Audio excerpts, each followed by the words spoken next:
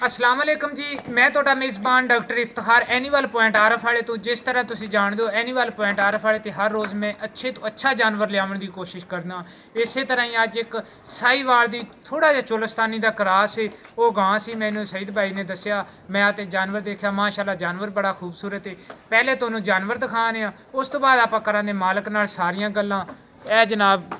गां हैगी इन्हां दी माशाल्लाह गां बड़ी खूबसूरत है। ਇਹ जनाब ਤੁਹਾਡੀਆਂ ਨਜ਼ਰਾਂ ਦੇ ਸਾਹਮਣੇ ਹੈਗੀ ਜੋ ਕੁਝ ਵੀ ਤੁਹਾਨੂੰ ਸਾਰਾ ਕੁਝ ਨਜ਼ਰ ਆਈ ਜਾਂਦਾ ਅੱਗੋਂ ਪਿੱਛੋਂ ਤੁਹਾਨੂੰ ਵਿਖਾਵਾਂ ਦੇ ਸਾਰੀ ਮਾਸ਼ਾਅੱਲਾ ਗਾਂ ਬੜੀ ਖੂਬਸੂਰਤ ਹੈ ਸਾਹੀਵਾਲ ਦੇ ਰੰਗ ਦੇ ਵਿੱਚ ਲੇਕਿਨ ਇਹਦੇ ਵਿੱਚ ਥੋੜਾ ਜਿਹਾ ਚੋਲਸਤਾਨੀ ਦਾ ਕ੍ਰਾਸ ਹੈਗਾ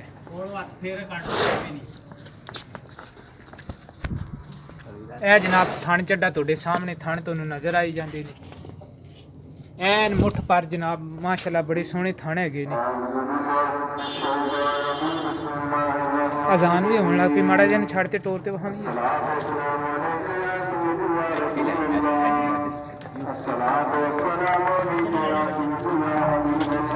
ठीक है लाओ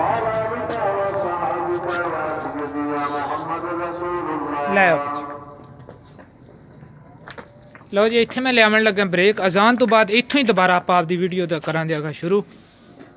आपां फिर करनियां मालक नाल सारियां गल्लां नाले इन्हां दे पुच्छां दे पिछे की इनका दुध किन्ना है। अच्छा ए जनाब इनके पिछे बच्चा है वच्छी है ना जी वच्छी ए जनाब इनके पिछे वच्छी ये भी आप इहदे तो सारियां गल्लां इन्हां तो पुच्छां दे भी किन्ने दिन होए ने सूई नूं की हिसाब किताब है किवें गल है इहदी ए जनाब थान छान तो सारा कुछ नज़र आई जाता है।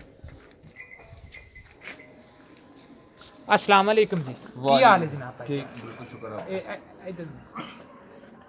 सर ये तुहाडी गां किहड़ी नस्ल किहड़ी जात किहड़ी किस्म दी हैगी ਇਹ ਚੋਲਸਤਾਨੀ ਗਾਂ ਹੈ ਉਹ ਤਾਂ ਬਾਵਲ ਨਗਰ ਵਾਲੀ ਵਿੱਚ ਇਹਨੂੰ ਸਾਹੀਵਾਲ ਦੀ ਲਾ ਲਓ ਜਾਂ ਚੋਲਸਤਾਨੀ ਗਿਣ ਲਓ ठीक हो गया ਲਾਲ ਗੋਰੇ ਨੂੰ ਸਾਹੀਵਾਲ ਹੀ ਕਿਹਾ ਜਾਂਦਾ ਜ਼ਿਆਦਾ ਤੇ ਦੋਨੋਂ ਚੰਗਾ ਹੈਗੀ ਬਾਵਲ ਨਗਰ ਵਾਲੀ ਰਿਆਸਤ ਵਾਲੀ अच्छा हैगी चोलस्तानी नस्ल दे विचों है ਹਾਂਜੀ। लेकिन रंग इंदा साहीवाल दा गोरा हैगा ਬਿਲਕੁਲ इस गां नूं सूई नूं किन्ने दिन होए ਇਹਨੂੰ ਸੂਈ ਨੂੰ ਹੋ ਗਿਆ ਅੱਜ 6ਵਾਂ 7ਵਾਂ ਦਿਨ ਸੂਈ ਨੂੰ 6ਵਾਂ 7ਵਾਂ दिन है अज सूई नूं ਬਿਲकुਲ ਜੀ ਤੇ ਪਿੱਛੇ ਇਹਦੇ ਹੈਗੀ ਇਹ ਵੱਛੀ ਵੱਛੀ ਤੇ ਦੁੱਧ ਜਨਾਬ ਇਹ ਬੱਚੇ ਨੂੰ ਪਿਆ ਤੇ ਕਿੰਨਾ ਕਰਦੀ ਪਈ ਹੈ ਤੇ ਕਿੰਨਾ ਬੱਚੇ ਨੂੰ ਪਿਆਈ ਜਾਂਦੀ ਜੀ ਇੱਕ ਡੇਢ ਥਣ ਦੋ ਥਣ ਪਿਆ ਕੇ ਨਾ 7 ਲੀਟਰ ਦੁੱਧ ਅਸੀਂ ਬੱਚੇ ਨੂੰ ਪਿਆ ਕੇ ਚੋ ਰਹੇ ਹਾਂ ਦੋ ਟਾਈਮਾਂ ਦਾ ਦੋ ਟਾਈਮਾਂ ਦਾ 7 ਕਿਲੋ ਇਹਦੇ ਥੱਲੋਂ ਦੁੱਧ ਚੋਈ ਜਾਂਦੇ ਜੀ ਬੱਚੇ ਨੂੰ ਪਿਆ ਕੇ ਬੱਚੇ ਨੂੰ ਪਿਆ ਤੇ ਜੇ ਸਾਰੀ ਗਾਂ ਚੋਈਏ 10 ਲੀਟਰ ਦੁੱਧ ਹੈਗਾ ਗਾਂ ਕੋਲੇ ਅੱਛਾ 10 ਲੀਟਰ ਹੈਗਾ ਜੀ ਸਾਰਾ ਦੁੱਧ ਇਹਦੇ ਥੱਲੇ ਹਾਂਜੀ ਤੇ ਇਹ ਕਿੰਨਵਾਂ ਸੂਆ ਸੂਈ ਇਹ ਦੂਸਰਾ ਜੀ ਇਹ ਦੂਸਰਾ ਸੂਆ ਪੱਕਾ ਦੂਸਰਾ ਸੂਆ ਸੂਈ। ਬਿਲਕੁਲ ਪੱਕੀ ਗੱਲ ਠੀਕ ਹੋ ਗਿਆ ਤੇ ਹੁਣ ਇਹਦਾ ਕਿਹੜਾ ਫਾਈਨਲ ਜੇ ਪੈਸੇ ਨੇ ਨਾ ਬਸ ਉਹ ਹੀ ਤੁਸੀਂ ਦੱਸਣੇ ਹੈਗੇ ਬਿਲਕੁਲ ਪਿਆਰ ਮੁਹੱਬਤ ਕਰਕੇ ਬਿਲਕੁਲ ਪਿਆਰ ਮੁਹੱਬਤ ਕਰਦੇ 90000 ਦੀ ਫਾਈਨਲ ਦੇ ਦਾਂਗੇ 90000 ਦੇ ਵਿੱਚ ਸਾਡੇ ਨਾਲ ਪਿਆਰ ਮੁਹੱਬਤ ਵੀ ਕਰੋ